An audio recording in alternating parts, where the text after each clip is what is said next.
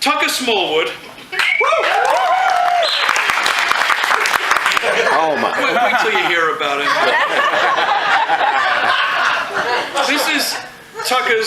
This is Rant and Rave's 66th event, and Tucker Smallwood's 6th appearance. He's also dated 666 women.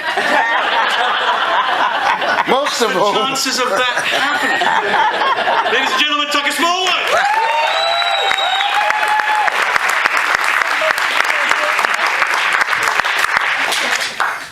When I was asked for an introduction, I said, Ron and I go back a ways. Apparently our poster's in the men's room. We're lobbying to have it put in the women's room. But I said, I'm sure that Ron will find something tastefully inappropriate. So, I liken myself to a gnarly cypress growing upon the windswept coast of Monterey. That tree exists. It even thrives. Yet it is definitively shaped by the conditions under which it grew. I am neither tree nor metaphor.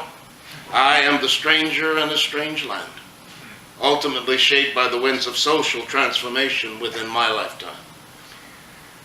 I was about to enter the 6th grade when segregated education ended in Washington, D.C., the result of Brown versus the Board of Education. The year was 1954, and I transferred from Lucy Slough Elementary to Woodridge Elementary in Northeast D.C. My father was then an English professor at Howard University, and he had purchased a new home for us.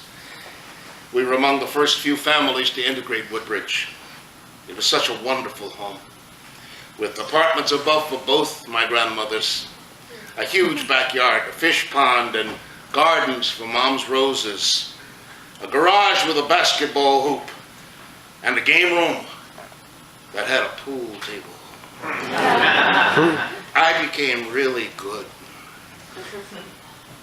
A few years later, Dad sold that pool table. I wasn't hustling.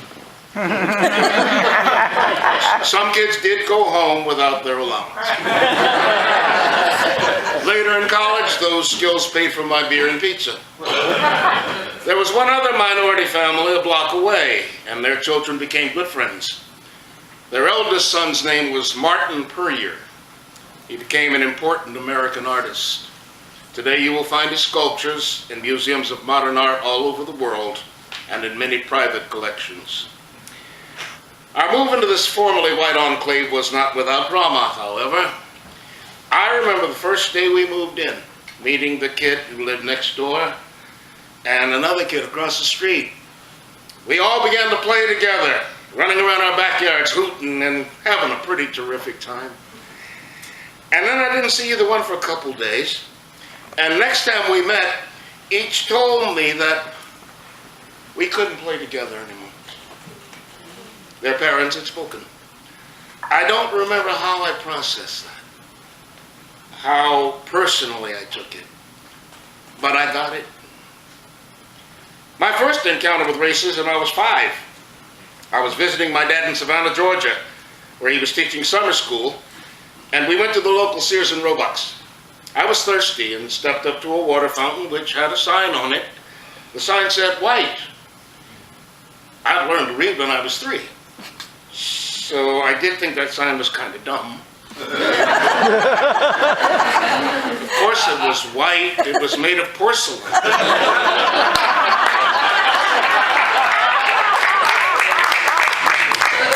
A white man with a very red face began to yell at me, and I still remember his anger.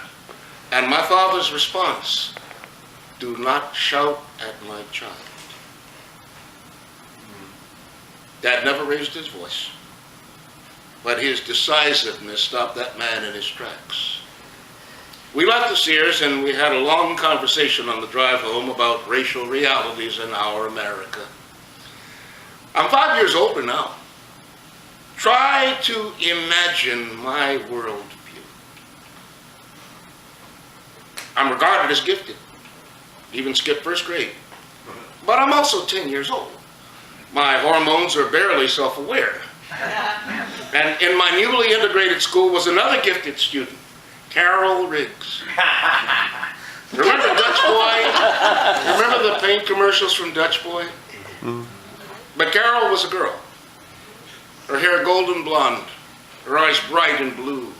She was spirited, verbal, outgoing. And at 10, Tucker experienced one of his very first crushes. I was so smitten, apparently. One autumn afternoon, walking home from school, I just lost it.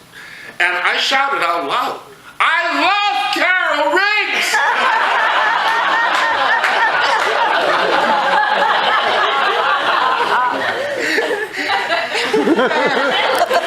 I enjoyed that memory of having once been so unguarded.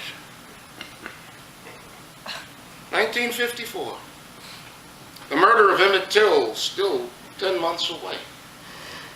Washington, D.C. was not Mississippi. But later that very same day, a small gathering of 6th graders appeared at the stone steps leading up to my home, and someone walked up and rang the doorbell. Perhaps 15 kids. All white, of course. I don't remember any grown-ups being present. But this was a gathering of consequence, make no mistake. Someone was appointed or assumed the position of spokesperson, mediator, and I remember this exchange. "Tucker, do you love Carol Riggs?" "Well, I like her very much. As a friend." "Carol, do you love Tucker Smallwood?" "Well, I like him very much. As a friend." Oppressed people who lack survival skills rarely collect Social Security. Carol mercifully picked up her cues. Our responses seemed to satisfy them, and all slowly made their way home. There were no further repercussions. No crosses were burned in my front yard. Carol and I got along very well during that year, and I graduated from 6th grade, received an American Legion Award for outstanding something. My family moved to Greece, and I never saw Carol again. Greece would include its own cultural adventures. I was often the first person of color many Greek villages had ever seen. I learned to speak Greek very quickly, and I coped. And then 2 years in college in Munich, where I learned to speak German very quickly, and I coped. The point is that I excelled with languages and coping. I seemed destined to live on the cutting edge of change, almost as though I were being groomed for something. This culture clash continued through the 60s. My life had always been multicultural, though largely spent around comparatively fewer people of my own race. I arrived in Vietnam as a young airborne infantry officer with 8 weeks of language training, and my gifts quickly led to fluency. So while my existence has involved continuous change, I sometimes think about the people of the world I have encountered, and I have truly been all over the world. I'd imagine I put a lot of them through a few changes of their own. So my hierarchy of self, veteran first, then artist, third, a man of color. I can't compare my life to any other because my path has been unlike anyone I've ever met. I became an actor because I died in Vietnam and was resurrected. That was truly a life-altering experience. When you cross over and are then returned, you are different. You are changed.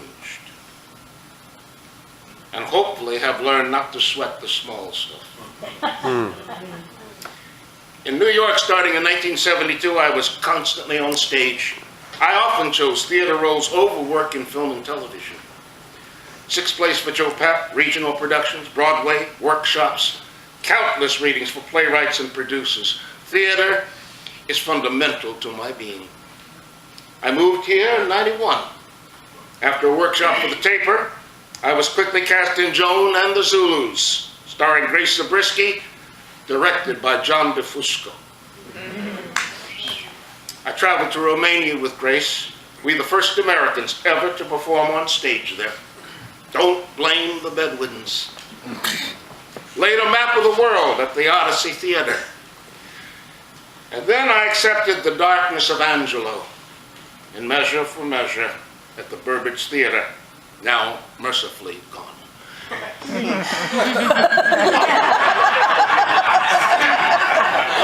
That was a wretched experience. Rehearsals had gone well, and then during our previews came the devastating 1994 Northbridge earthquake. Stage lights were swaying as we performed. There were countless aftershocks. Morale was low and attendance understandably light.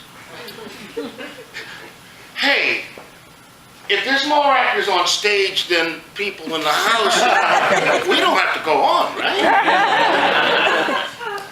No. Well, it's hard for us to get here. Maybe we don't need to rehearse so much. At which point I said, we will rehearse because we need to. You're not that good. We will rehearse or we will close. This was a cast of 12 or so with whom I once enjoyed something. But now, what the fuck does he think he is? I reminded them that I was that asshole Angelo. I go to dark places every night. And I'm willing to do that. But I'm not willing to be part of any half-ass Shakespearean production.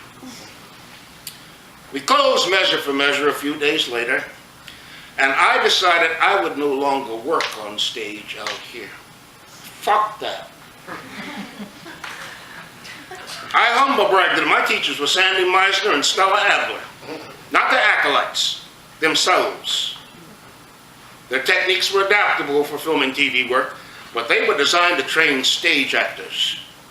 I did not appear on anyone's stage for 10 years. Until in 2004, I got a call from this theater. A meeting for the Dadaists. My character was a Viennese art critic in Zurich who despised the rise of Dada art. For my audition, I was to recite a Dadaist poem to wealthy patrons in attendance. I took center stage and began the poem. At the same time, I unzipped my trousers. I removed my cock. I spat into my right hand, and I began to masturbate. Still reciting until I came.